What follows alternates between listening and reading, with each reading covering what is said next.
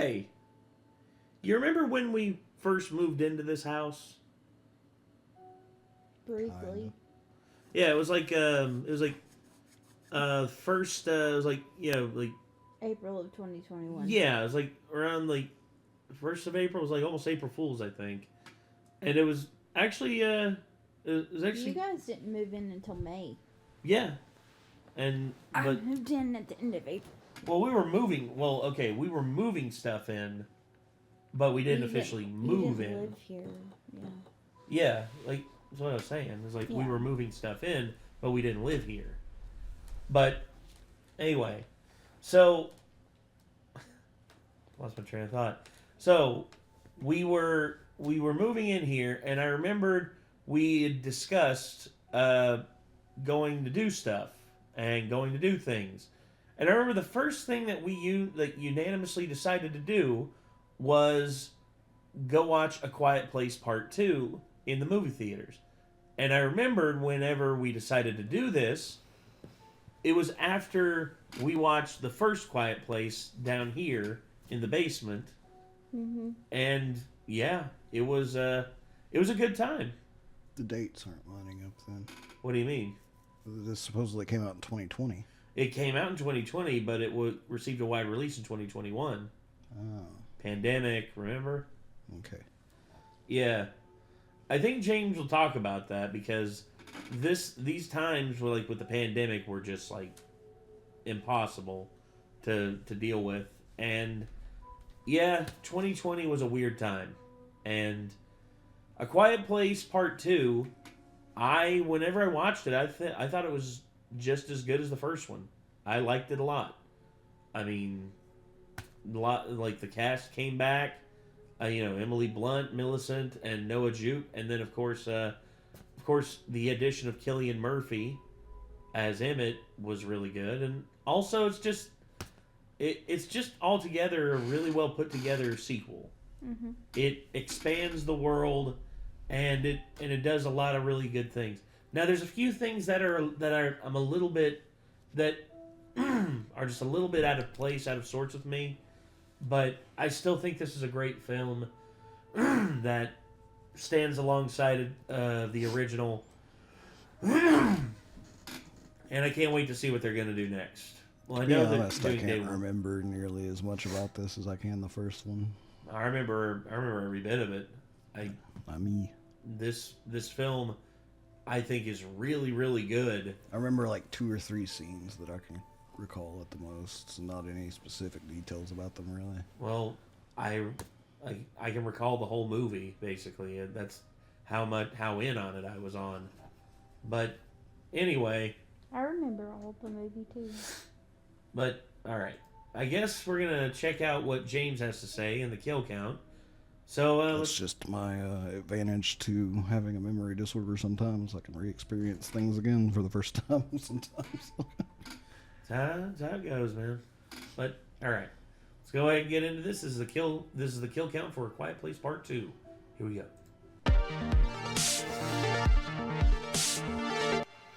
Welcome to the Kill Count, where we tally up the victims in all our favorite horror movies. I'm James A. Jenyns, and today we're looking at A Quiet Place Part 2, which premiered in 2020 but had its wide release in 2021. The first A Quiet Place was a breakout hit in 2018, earning glowing reviews, an Oscar nod for sound editing, and perhaps most importantly, a metric ass ton of money. Paramount immediately announced a sequel, even though it was never written with one in mind. The first film had been something personal for co-writer and director John Krasinski.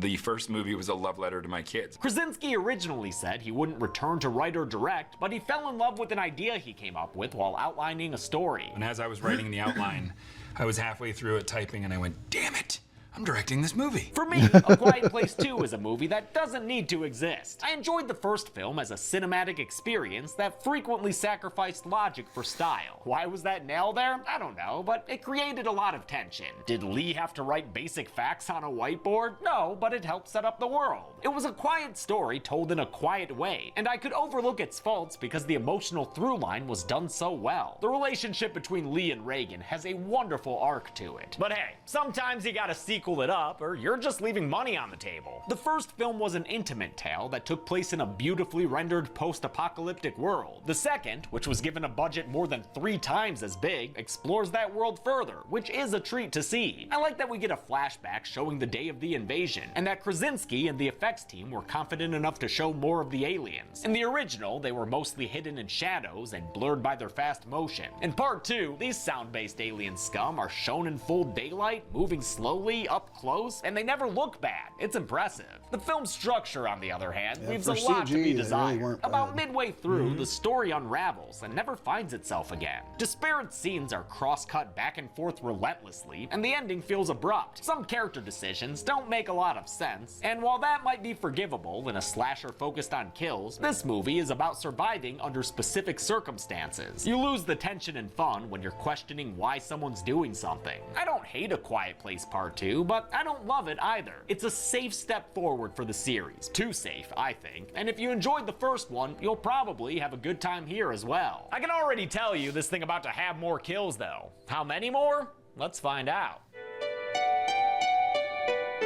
The movie begins in the quiet town from the first film, but it's not quiet out of necessity just yet. This is the morning of day 1 of the alien invasion, back before noisy toys spelled certain death. The whole Abbott family attends a baseball game that Marcus is playing in, even his, as of now, still living little brother Bo. Here, Bo's played by Dean Woodward, younger brother of Cade Woodward, who played Bo in the first film. They're lucky they had a spare Woodward lying around. Kids age fast as hell. Just look at how much older Millicent Simmons and Noah Jupe look. Gotta ignore it to believe this took place before the first one. Marcus's feeble batting gets interrupted by a giant fireball in the sky, something that's popped up in nightmares of mine ever since I was a kid. That shit's scary, yo! Since that's about game, the Abbotts split up to head home, Evelyn with the boys and Father Lee with daughter Reagan. I like seeing how close these two were prior to the rocket ship incident. It adds extra weight to their arc in the first film, showing the close relationship that they had lost and then had to repair. An alien is first spotted at the end of a long one take when it slams into a police car and causes chaos to erupt. Great sequence here that repeats the first film's use of silence to give us Reagan's perspective. The first kill I'll count is when an alien crushes the car in front of Evelyn's. I think that lady driver's a goner. Evelyn tries to get the hell out of there, and another excellent long one take. This one feels like a theme park ride. Don't worry, Evelyn, Optimus Prime will save us in no time. Krasinski used several oneers, as they're known, in this opening sequence to make the audience feel at home in the world. The first one is done pre-invasion, when Lee is walking down the street. The town they filmed in was Akron, New York, just outside of Buffalo, and 200 miles away from Little Falls, where they shot the town in the first film. Production designer Jess Gonshore had to recreate the first film's location using fake storefronts on Akron's Main Street. I think he did great. I had just assumed they filmed in the same town again. He also made this Brody's Pizza sign, a reference to Jaws. The oneer with the aliens debut is actually a fake oneer. The beginning of it sees a police car pull up, but since it ends with that car being tossed by a flipper unit, they had to cut so they could replace the real car with a fake one. The invisible seam occurs when Lee gets out of his truck. So this is one shot here, and this is another shot, and you're gonna see my head go from one shot into the next shot, and this shot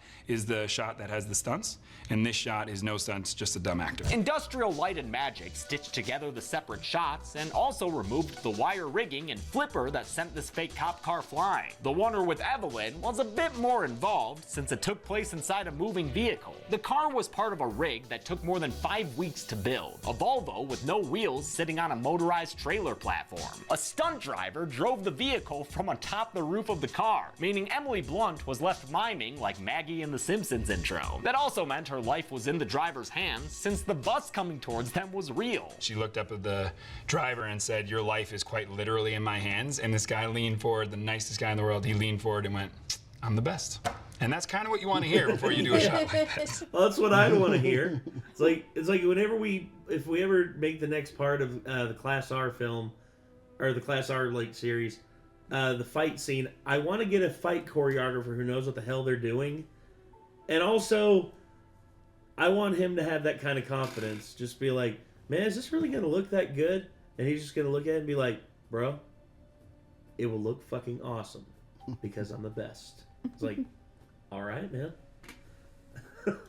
The camera inside the car was on a pre-programmed CMOCOS rig that couldn't be adjusted during the shot, so they rehearsed for days before shooting. When it came to acting, Blunt said she didn't have to try too hard. Again, there was a literal bus driving towards her. She was genuinely fearing for her life, so that's what I offer as a husband. Once again, ILM cleaned up the final shot. Working under VFX supervisor Scott Farrar, they seamed together the missing parts of the car's roof to make it look whole. It's amidst this town-wide terror that one lady gets her shit wrecked by an alien atop a Taurus. Lee and Reagan take refuge inside a restaurant, but might as well have hid inside the Greek for all the noise going on here. Quit praying so loud, Wayne Duvall. You know what it's like to be hunted. When a ringing phone sets off an alien, it charges in and gets 5 kills, I think. The general rule for this movie will be that a swipe equals a kill. I trust these aliens to be that lethal. Lee and Reagan get away and make a run for their family, past 8 bodies of people who were part of the failed alien welcoming committee. Y'all really dropped the ball on that one.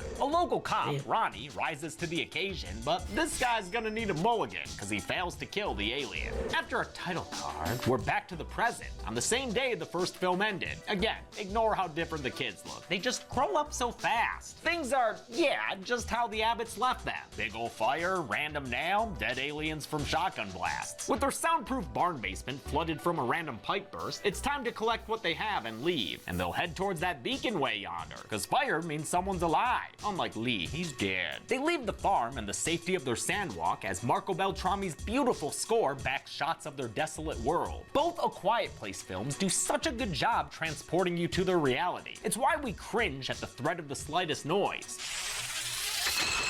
and straight up freak out when something loud happens. This mill they've come across is protected with that alarm system, a sniper, and a bear trap Marcus steps into. Ah shit! That screaming ain't gonna help the alien problem, but I get it, kid. Your ankle is not looking good. Luckily, these Abbotts know the aliens' weakness, high-pitched feedback that opens up their armor. Yo, you seeing this shit, Sniper Man? Yeah, the Abbotts are dope as hell. I'd steal that family too. The shushing man carries Marcus and leads the ladies through a factory, all while the alien chases, trying to track their quiet footsteps. Before it can get them, everyone pulls a Mario and hops into this pipe in the ground. Hey, that's not World War II. I love that Millicent Simmons actually jumped into that vat herself. She does it so smoothly, and it looks great on camera. John Krasinski was very pleased. Yeah. Also, I had one caveat, but it's been explained away because it's been explained to me how it's possible. The amplifier that Millicent Simmons is carrying.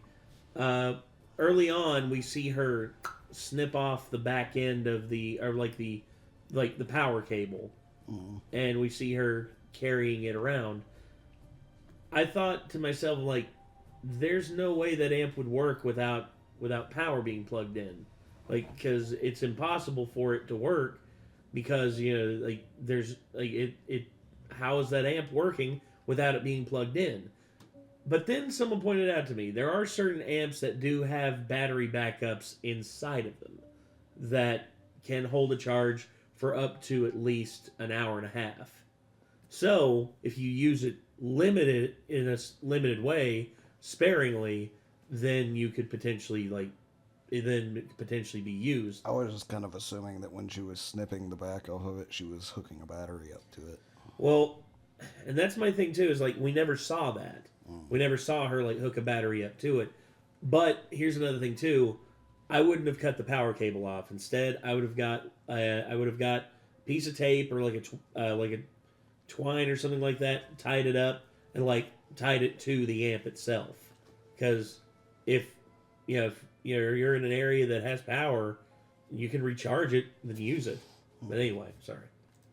That was awesome! The room beneath the vat has a large furnace that works as a soundproof chamber. They have to keep the handle unlocked with a towel, or else they won't be able to escape when their limited air runs out. The man who led them here is Emmett, a family friend from the before times. He was in the opening baseball scene, being friendly and personal with the Abbotts. Reagan even taught him how to say dive in ASL. Emmett's played by Cillian Murphy, no stranger to the horror genre, having starred in Zombie Fair like 28 Days Later and Craven thrillers like Red Eye. He says he can't help them, that there aren't enough support supplies. But dude, they got a baby. That's more valuable than gold. Certainly shines brighter anyway. I mean, Evelyn is positively glowing. The soundproof furnace allows them to fix up Marcus's injury, and the rest of the layer is deep enough that they can quietly talk to each other. Emmett tells Evelyn his 2 sons died on day 1 of the invasion, and I'll go ahead and count them because we saw at least one in that opening scene. The other? I don't know. No, you actually saw the other one in the car. Yeah, you actually see him. Go ahead and count like them in the because back we seat saw of the at car least because there's the one kid. one in that There's the other. opening scene. The other? I don't know. Probably a baseball boy. He says his wife died only 2 weeks ago, and he's been a lonely wreck ever since. He also warns Evelyn to be wary of some survivors. Another kind of people worth saving. Wait, what'd you say? I can't hear. Hold on. Another kind of people worth saving. Okay, thank you. Marcus is shocked to hear a song being broadcast over the radio. It's a possible sign of human life, but Emmett says to ignore it since it's been playing on a loop for months. Reagan realizes that the song's title might be a message. It's Beyond the Sea, like that old Carnival Cruise commercial. And seeing as the radio station broadcasts from an island, yeah, I'd say the song is meant to bring people there. Reagan wants to go and broadcast her cochlear implant feedback over the radio. That way, people everywhere can weaponize it against the aliens. Marcus tries to talk her out of it, but the next morning, she's gone. Evelyn begs Emmett to go find her daughter, and though he really doesn't want to, I mean, you know we gonna. To get to the shore, Reagan follows train tracks. She can't take a train because those things are straight wrecked, as we see in this awesome shot they filmed in Collins, New York. I'm choosing not to count the bodies inside the train cars as kills, by the way. Look at them, they're bastard scallies. No skin, no service, you fucks. Ah, you dirty fuck. The commotion brings an alien around, and Reagan tries to fight back with feedback and a gun. She has a hard time with it and is only saved at the last minute thanks to a shot from Emmett. Was that the safest shot to take there, dude? They hide in the train station he really where had a Emmett choice. learns the value of enunciation. Tip of the tongue, teeth in the lips. He tells Reagan he's got to take her back home, but she rightfully points out they ain't got no home. So why not join her for a hike to the beach, brah? The next morning, he does that, and they find a marina with a couple of boats docked. Back at the mill, Evelyn realizes they need some supplies. Things for Marcus's injury and oxygen for widow baby box crier to breathe. Though Marcus again frets, she sets out for town to restock, stopping only to commemorate Beau's grave with her wedding ring. As night falls, Reagan and Emmett cautiously walk towards the docks. They get there and try untying a boat, only to realize they're not alone. Hope it isn't anyone dangerous. Oh, it's just a little girl. How dangerous could she be? Okay, pretty dangerous and creepy. Now Emmett's a one-man band, the Amazing Bell Wonder, so he can't move as unsavory survivors come out and surround Reagan. Evelyn gets to the pharmacy after dark and takes its delicious drugs and oxygen.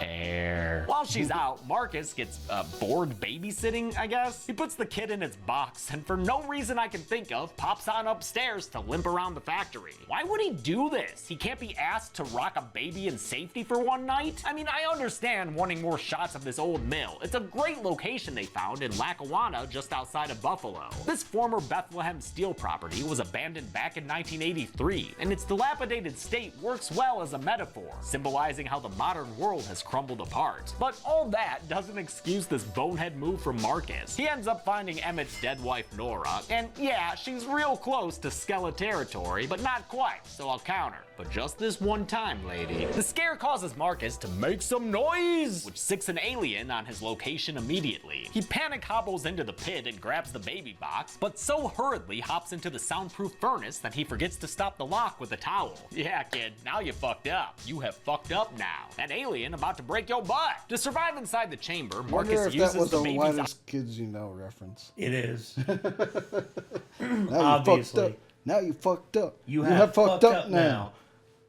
oxygen. It's Yeah, like you being got on a fucked up. plane. Secure your own mask first before assisting others. The men on the dock begin toying with Reagan in a very uncomfortable way. When they go to leave and take her with them, Emmett signals for Reagan to dive. She jumps into the water as he noisily charges the man. A lantern drops and starts a fire, causing a ruckus that brings an alien around. I'll count 4 people who get swiped by the alien, including one who gets whiffed into a boat. Doc douches. Emmett ushers the alien towards him by stabbing the bad guy in the leg and making him scream. He jumps jumps into the water as the alien attacks, and though he's tied up in that net for a while, he's freed when the alien murders the main bad guy above the surface. Production had a hard time finding a marina to use since they'd have to shut down business, and this was filmed in the summer. They found a place south of Buffalo near Westfield, New York, the Monroe Marina at Barcelona Harbor. Production designer Jess Gonchor and assistant art director Zach Gonchor made a model of the marina and modified it as needed for their action. Cinematographer Polly Morgan decided to shoot this scene on digital, unlike the rest of the movie, which was all shot on film. Shooting digitally made it easier to light this large outdoor dark area, and the cameras were also easier to move around the tight spaces they were working with. Evelyn gets back to the factory and realizes that there's trouble. She uses a gun to lure the alien out of the furnace room, then lights the alien on fire using another gunshot and a whole bunch of oil. This sets off the fire sprinkler, making enough noise for Evelyn to sneak by and get underground. She gets to the chamber just in time to wake Marcus up from his nap/coma. Emmett resurfaces to watch 3 more dock dudes slashed down to death by the alien. Their good time splash around looks so fun that the alien wants in too. But turns out these fellers never took swimming lessons at the Y, and Emmett watches as the alien drowns. Haha, get wrecked. Reagan floats by and scoops him up into a boat, so it's on towards the island they must go. Huzzah! They reach the shore and army crawl until they come across,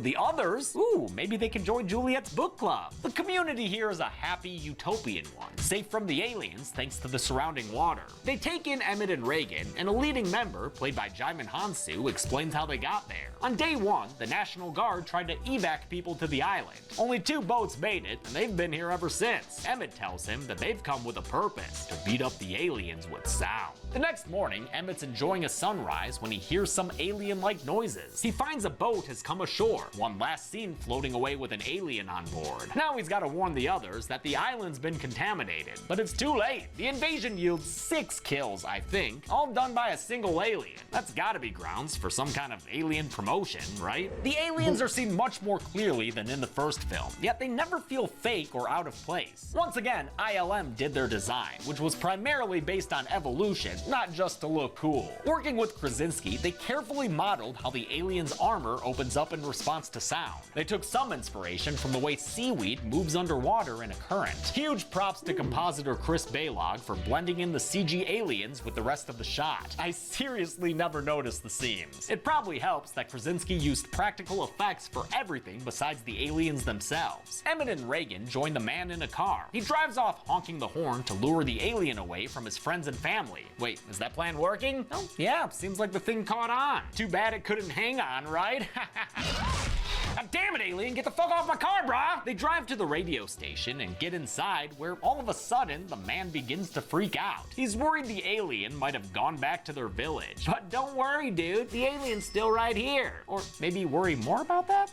Too late, he did. Emmett and Reagan get inside and find the broadcasting booth. Oh, I wonder if the station has a Mr. Shark. The alien shows up uninvited, like so many chop tops, and knocks Emmett to the ground. At the same time, back at the old steel mill, Evelyn and Marcus need their medical supplies.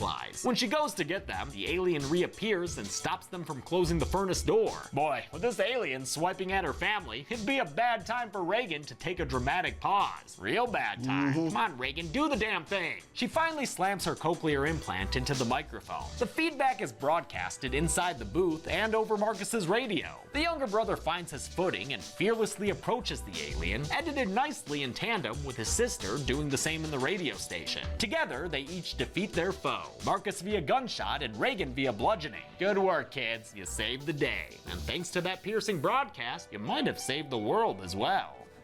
How many people tried to stay safe but wound up as alien food? Ah, shit, hold on. I got something I gotta take care of. By my count, 34 people died in A Quiet Place Part 2. Damn. The victims included 24 men, 8 women, and 2 bodies I just couldn't tell. And no, I didn't count the aliens because they're not humanoid. Come on, learn the arbitrary rules I often break. With a runtime of 97 minutes, that left us with a kill on average every 2.85 minutes. I'll give the golden chainsaw for coolest kill to this woman from the opening scene, cause she gets swiped pretty hard. Plus, I used to drive a Taurus. I don't know, makes me nostalgic. Dual machete for lamest kill will be the bodies in the background, since they didn't have the decency to die on screen. And that's it. A Quiet Place Part 2 had a premiere in 2020, but COVID delayed its wide release for an entire year. A spin-off third film is currently being developed, so we'll see what happens with that. Until next time, I'm James A. Jenyns.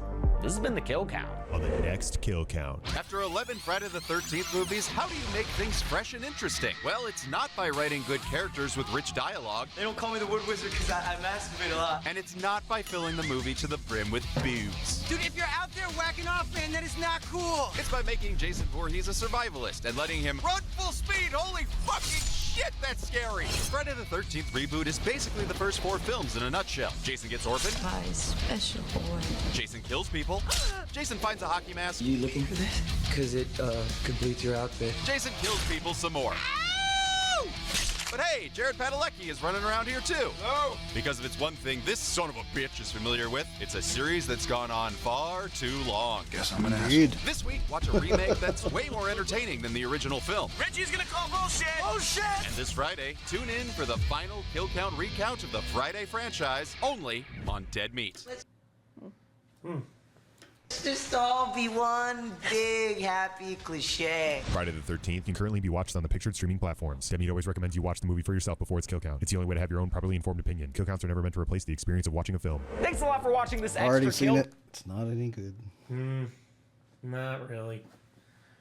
I want to thank some patrons like Gabriel Portocarrero, Matt Nichols, Skippy the Clown, Maddie Yap, Shannon Byrne Dasher, Johnny Compton, Caleb Kochi, and Louis LeBoy. Oh shit, I should have put the fucking Demogorgon up there with his little pedal face. That's kind of like the... Did the A Quiet Place aliens have names? Guaranteed they get names in a future one. What would you name them? Let me know in the comments. That's how you get engagement. Thanks everyone, be good people. All I right. think what I would call them. Swipers.